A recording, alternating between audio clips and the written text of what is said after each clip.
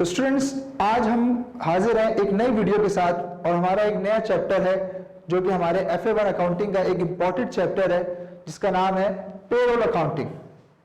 So now इस chapter को start करने से पहले थोड़ा सा बैकग्राउंड समझ लेते हैं। देखिए, एक एंटिटी है जो कि एम्प्लॉयज को हायर करती है, लेबर को हायर करती है, और वो जो लेबर और एम्प्लॉय जो ऑर्गेनाइजेशन से अटैच होता है एज अ एम्प्लॉय और लेबर, उसका इंटेंशन क्या है सर? रिटर्न का। उसका इंटेंशन ये है कि मैं यहाँ पे जॉब करूंगा, मैं यहाँ पे काम करूंगा, मुझे रिटर्न मिलेगा। वो रिटर्न उसके लिए इनकम है और पे इसको कौन करेगी? एंटिटी। तो एंटिटी के लिए वो क्या है? एक्सपेंस। तो पे करेगी एंटिटी, रिसीव करेगा एम्प्लॉय या लेबर। तो सर लेबर या एम्प्लॉय के लिए इनकम हो गई और एंटिटी के लिए क्या हो गई? एक्सपेंडिचर। ओके सर, सबसे पहले पेरोल अकाउंटिंग होती क्या है ये समझ लेते हैं। होता यह है कि हम सबसे पहले करते क्या है कि अपने तमाम एम्प्लॉयज और तमाम लेबर का जो है वो डेटा गैदर कर लेते हैं। उसके बाद हर एम्प्लॉय और हर लेबर के साथ आपकी डिफरेंट तरीके की अरेंजमेंट्स होती हैं। उन अरेंजमेंट्स को जो है वो हम डिटेल में लिख लेते हैं। सर वो अरेंजमेंट्स क्या होती हैं वो आने वाली स्लाइड्स पे हम आपको बताएंगे। फिर आप हर एम्प्लॉय को उसका एक सेपरेट, उसका एक यूनिक एम्प्लॉय नंबर जो है एलोकेट कर देते हैं। ठीक है, वो उसका एक स्पेशल नंबर होता है। जैसे ही आप अपने सिस्टम में उस नंबर को डालते हैं, उस एम्प्लॉय से रिलेटेड सारी चीजें आपके सामने आ जाती हैं। ठीक है सर, ये तमाम चीजें HR डिपार्टमेंट कर रहा होता है। अगर एक स्टैब्लिश सिस्टम है, एक स्टैब्लिश ऑर्गेनाइजेशन जिसकी हायरार्की बहुत प्रॉपर है, और अगर ऐसा नहीं है, एक मिडिल बिजनेस के लिए अकाउंट्स का जो डिपार्टमेंट है फाइनेंस का, वो देख रहा होता है। या अगर कोई बहुत ही छोटा बिजनेस है तो सर डायरेक्ट ओनर, उसका जो लिमिटेड स्टाफ होता है, वही इन चीजों को देख रहा होता है। वही तमाम जो है ना वो डेटा गैदर करता है एम्प्लॉइज का कि कौन से एम्प्लॉय ने कब से जो है वो हमें ज्वाइन किया है, उसकी मंथली सैलरी क्या है, उसके साथ हमारे क्या जो है ना वो अदर अरेंजमेंट्स है कि हमने उसको अदर बेनिफिट्स क्या क्या देने। तो सर ये तमाम चीजें डेटा उसके पास मौजूद होता है। आइए सर सबसे पहले हम स्टार्ट करते हैं अपने लेक्चर को पेरोल अकाउंटिंग की डेफिनेशन से। सर आपके सामने पेरोल अकाउंटिंग की डेफिनेशन मौजूद है। क्या कह रहा है? Payroll is the total of all compensation a business must pay to its employees और labour for a set of period of time on a given date. It's mean that कि वो सब चीजें जो एक एंटिटी अपने लेबर या employ को पे कर रही है, वो तमाम से तमाम चीजें, लोग payroll is the total. Payroll में वो सारी चीजें आ जाएंगी जो एक एंटिटी अपने लेबर को पे आउट कर रही होगी for the given period on given date.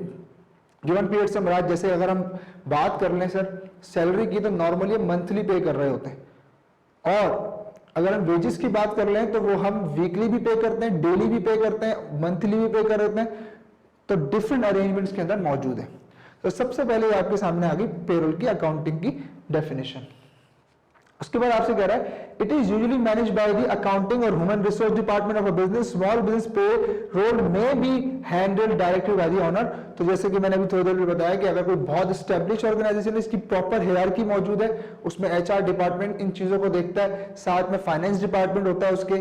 ठीक है सर, और अगर कोई बहुत ही छोटा बिजनेस है तो डायरेक्ट ऑनर भी इन चीजों को देख रहा होता है। उसके बाद सर एक छोटी सी कंफ्यूजन है वेजेस और सैलरी के दरमियान, जो भी मैंने क्लियर की कि if you see an advertisement for a job and it mentions that the rate of pay will be $10 per hour, that is wages।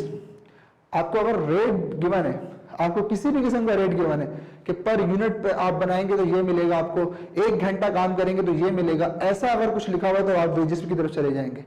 लेकिन अगर आपके सामने लिखा हुआ हो कि एनुअल अमाउंट आपको ये मिलेगा या मंथली आपको ये सैलरी मिलेगी, तो that is called a salary. तो वेजेस और सैलरी में एक बेसिक सा डिफरेंस यहां पर ये लिखा हुआ है। सर नेक्स्ट पे हम देखते हैं कि यूके अथॉरिटीज की अगर हम बात करें तो in UK every employee is taxed under a system called pay as you earn.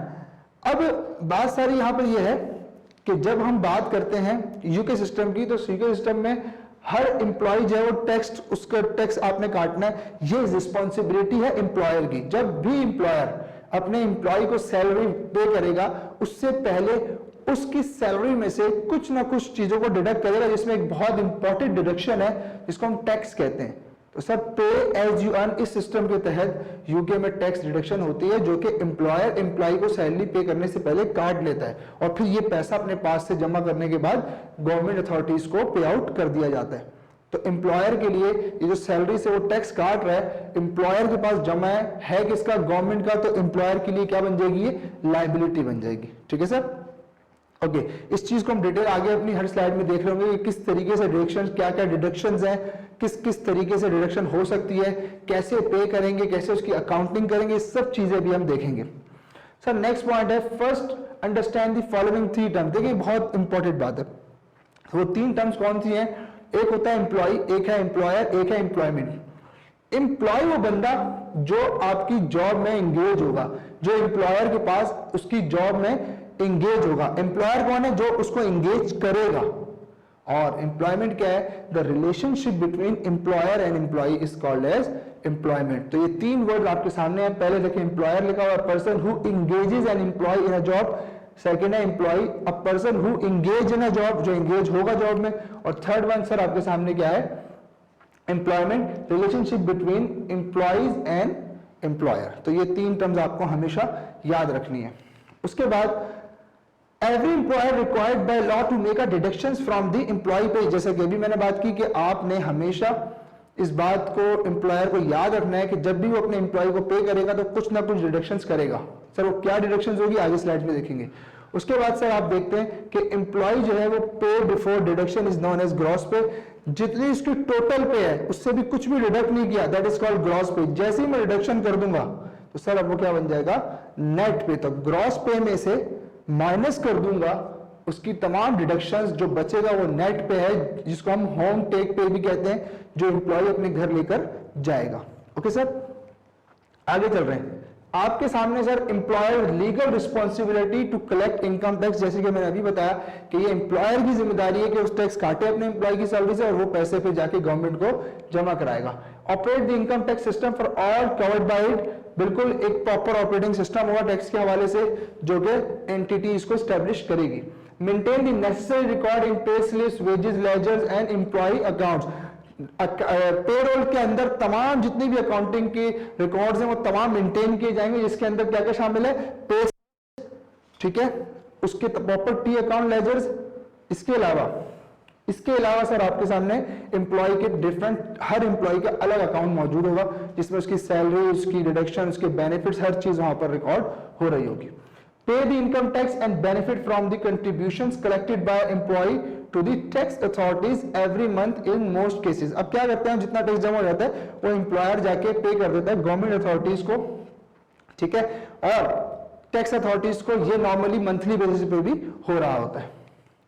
Okay sir, let the tax office or staff from the benefit contribution office inspect the records। आपकी tax authorities आपके records को आकर checkout कर सकते हैं, उनको examine कर सकते हैं, उनको ऑडिट कर सकते हैं, ताकि उनको पता चल सके कि भाई जो एंटिटी या जो एम्प्लॉयर है हमें जो टैक्स पे कर रहा है वो बहुत फेयर है, उसमें कुछ जो है वो हमसे किसी किस्म का फ्रॉड नहीं हो रहा, जितना टैक्स बनता है वो तमाम का तमाम पे किया जा रहा है फेयरली। तो इस चीज को चेकआउट करने के लिए, इस चीज को इंश्योर करने के लिए आपका जो टैक्स अथॉरिटीज हैं वो आपके रिकॉर्ड्स को चेक कर सकती हैं। उसके बाद sir submit and of the year return.